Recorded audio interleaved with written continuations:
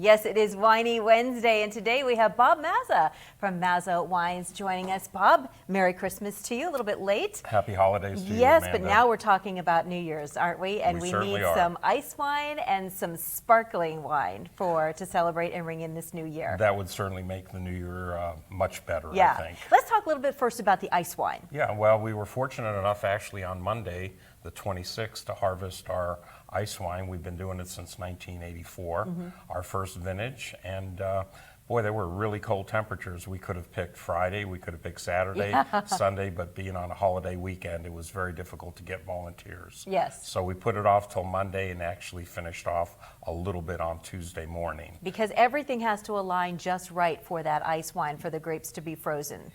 No problem this year with the 0 temperatures. They were frozen like marbles. Exactly. It was, but the winds weren't bad. That was the problem with the earlier picking schedule. We couldn't have done it because of the high winds. Were you the first winery in our area to do ice wine? We're actually one of the first wineries in the eastern United States. Yeah, because I know you've had it for a long time, and now it's quite popular, and a lot of people are doing it, but you all were first. Yep, we like to be on the cutting edge of many new products. Yes, and the ice wine do you consider it a dessert wine? It's a dessert style wine. Dessert wine implies that the alcohol level is higher, but really ice wines are still in the table wine category. So the sweetness really comes all natural, and it's important to remember that there's a lot of wines out on the market that are called like faux ice wines or icebox wines.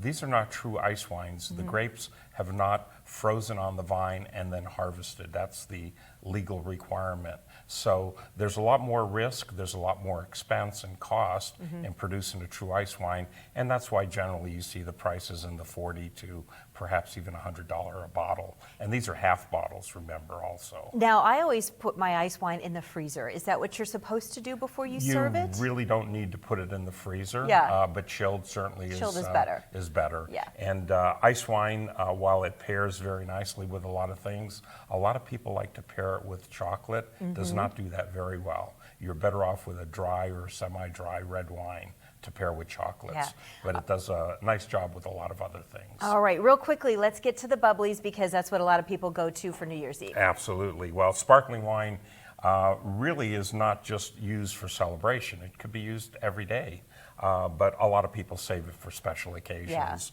And of course, we produce the traditional, what we call method champenois, which means this bottle of wine, it was fermented in this bottle, not the bottle, in this bottle, which is very important, a very important distinction.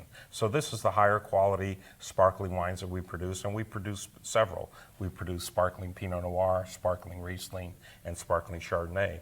And then you have an alternative to that, and it allows you to add a little bit of sweetness, and that would be our perfect bubbly, which is actually artificially carbonated. It's never been fermented in the bottle, but the bubbles have been introduced. Yeah, we enjoyed this Christmas Day, as a matter of fact. My sister, my mother, and I enjoyed it very much. Bob, it's always a pleasure to see you. Thanks for stopping in today. Happy New Year to you. Get yourself some great bubbly or ice wine from Mazza and ring in the new year the right way. Thank you very much. Yeah, let's